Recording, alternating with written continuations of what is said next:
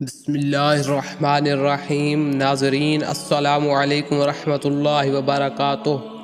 آج ہم آپ کو اس ویڈیو میں بتائیں گے یاجوج ماجوج کے بارے میں کہ وہ قوم دنیا میں آ کر کیا کرے گی۔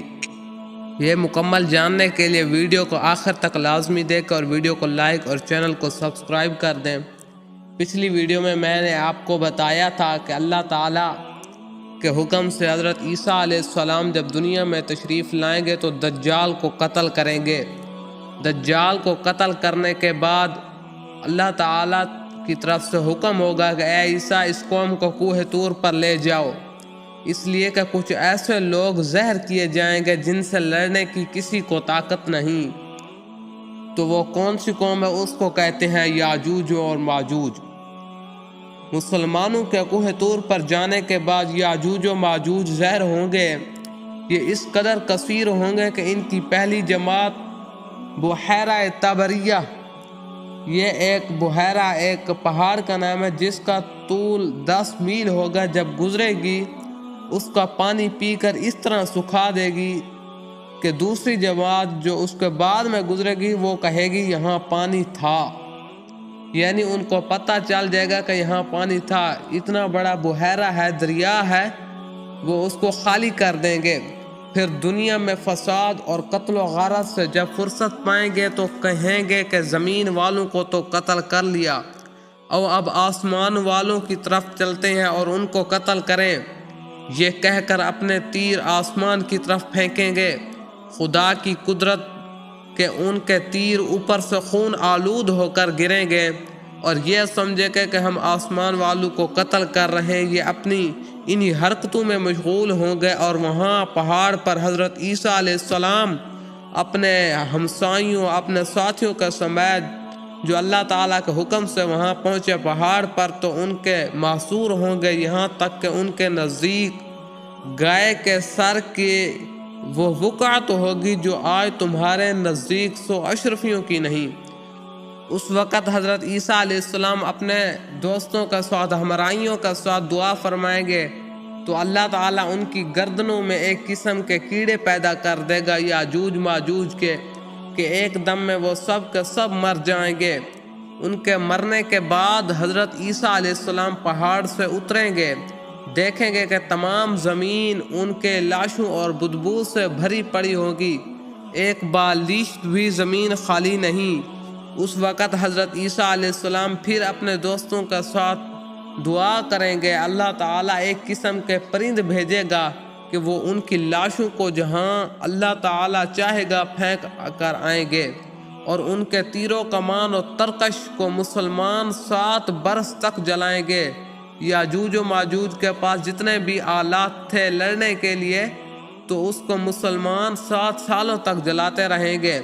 پھر اس کے بعد ایک بارش ہوگی کہ زمین کو ہموار کر چھوڑے گی، اور زمین کو حکم ہوگا کہ وہ اپنے پھلوں کو اگا اور اپنی برکتیں اگل دے، اور آسمان کو حکم ہوگا کہ وہ اپنی برکتیں انڈیل دے۔ تو یہ حالت ہوگی کہ ایک انار کو ایک جماعت کھائے گی اور اس کے چھلکے کے سایہ میں 10 آدمی بیٹھ سکیں گے، اور دودھ میں اتنی برکت ہو جائے گی کہ اونٹنی کا دودھ جماعت کو کافی ہوگا، اور ایک گائے کا دودھ قبیلے بھر کو کافی ہوگا، اور ایک بکری کا دودھ جو ہے وہ پورا خاندان کو کفایت کرے گا۔ پھر اس کے بعد زمین سے لے کر آسمان تک اندھیرا ہو جائے گا، دھواں ظاہر ہوگا۔ پھر اس کے بعد ایک جانور ہے جس کا نام ہے دابۃ الارض، اس کے ہاتھ میں عصائے موسیٰ اور انگشتری حضرت سلیمان علیہ السلام ہوگی۔ عصا سے ہر مسلمان کی پیشانی پر ایک نشان نورانی بنائے گا، اور انگشتری سے ہر کافر کی پیشانی پر ایک سخت سیاہ دھبا۔ اس وقت تمام مسلمان کافر اعلانیہ ظاہر ہوں گے، جو مسلمان ہوں گے وہ مسلمان ظاہر ہوں گے، اور جو کافر ہوں گے وہ کافر ہی ظاہر ہوں گے۔ یہ علامت کبھی نہ بدلے گی، جو کافر ہے ہرگز ایمان نہ لائے گا، اور جو مسلمان ہے ہمیشہ ایمان پر قائم رہے گا۔ اور اس وقت اگر کوئی ایمان لے کر آنا بھی جائے تو اس کا قبول نہ کیا جائے گا۔ اس کے بعد آفتاب کا مغرب سے طلوع ہوگا، اس نشانی کے ظاہر ہوتے ہی توبہ کا دروازہ بند ہو جائے گا، اس وقت اسلام لانا معتبر نہیں ہوگا۔ پھر حضرت سیدنا عیسیٰ علیہ السلام کے ایک زمانے کے بعد جب قیامت کو صرف 40 برس رہ جائیں گے تو ایک خوشبودار ٹھنڈی ہوا چلے گی جو لوگوں کے بغلوں کے نیچے سے گزرے گی، جس کا اثر یہ ہوگا کہ مسلمان کی روح قبض ہو جائے گی اور کافر ہی کافر رہ جائیں گے اور انہیں پر قیامت قائم ہوگی۔ تو اس سے پتہ چلا کہ قیامت مسلمانوں پر زہر نہیں ہوگی۔ قیامت سے پہلے ایک ہوا چلے گی جو مسلمانوں کے بغلوں کے نیچے سے گزرے گی، مسلمان تمام فنا ہو جائیں گے، صرف دنیا میں کافر رہ جائیں گے، تو قیامت کافروں پر ہوگی۔ اور یہ جب نشانیاں مکمل ہو جائیں گی تو مسلمانوں کے بغلوں کے نیچے سے وہ خوشبودار ہوا گزر لے گی جس سے تمام مسلمانوں کی وفات ہو جائے گی۔ تو اس کے بعد پھر 40 برس کا زمانہ ایسا گزرے گا کہ اس میں کسی کی نہ اولاد ہوگی، یعنی 40 برس سے کم عمر کا کوئی نہ رہے گا اور دنیا میں کافر ہی کافر ہوں گے۔ اور اس 40 سال میں نہ کسی کا بیٹا پیدا ہوگا، نہ کسی کے بچے پیدا ہوں گے، نہ کوئی کسی سے شادی کرے گا، بس اللہ کہنے والا کوئی نہ ہوگا زمین پر، کوئی اپنا دیوار لیپتا ہوگا، کوئی کھانا کھاتا ہوگا، غرض لوگ اپنے اپنے کاموں میں مشغول ہوں گے کہ دفعتاً حضرت اسرافیل علیہ السلام اللہ تعالیٰ کے حکم سے سور پھونکیں گے۔ شروع میں اس کی آواز بہت باریک ہوگی اور رفتہ رفتہ آہستہ آہستہ بہت بلند ہو جائے گی۔ لوگ کان لگا کر اس کی آواز سنیں گے اور بے ہوش ہو کر گر پڑیں گے اور مر جائیں گے۔ آسمان، زمین، پہاڑ، یہاں تک کہ سور اور حضرت اسرافیل اور تمام ملائکہ ہی فنا ہو جائیں گے۔ اور لوگوں کے دلوں میں یہ خیال پیدا ہوتا ہے کہ اسرافیل علیہ السلام کیا فوت ہوں گے یا نہیں ہوں گے، وہ جو سور پھونکے گئے۔ تو اس کا جواب اسی روایت سے پتہ چل گیا کہ اسرافیل بھی اللہ تعالیٰ کے حکم سے سور کی وجہ سے فوت ہو جائیں گے، فنا ہو جائیں گے، تمامی ملائکہ فنا ہو جائیں گے۔ اس وقت سوا اس واحد حقیقی کے کوئی نہ ہوگا۔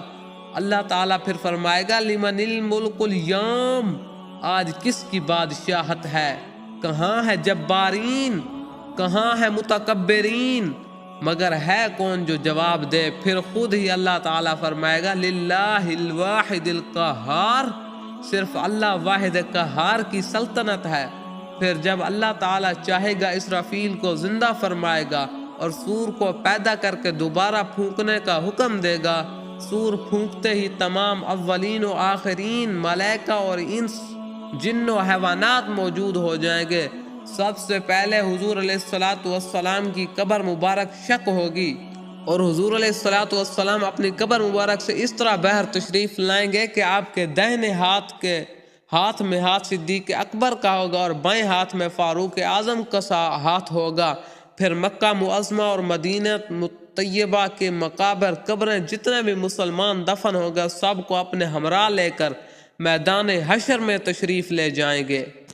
دوستو، اور اچھی اسلامی واقعات والی ویڈیوز دیکھنے کے لیے ہمارے یوٹیوب چینل کو سبسکرائب اور ویڈیو کو لائک کریں اور بیل آئی نوٹیفیکیشن کو بھی ضرور دبائیں تاکہ ہر آنے والی ویڈیو آپ تک پہنچ سکے، اور ویڈیو کو زیادہ سے زیادہ شیئر کریں۔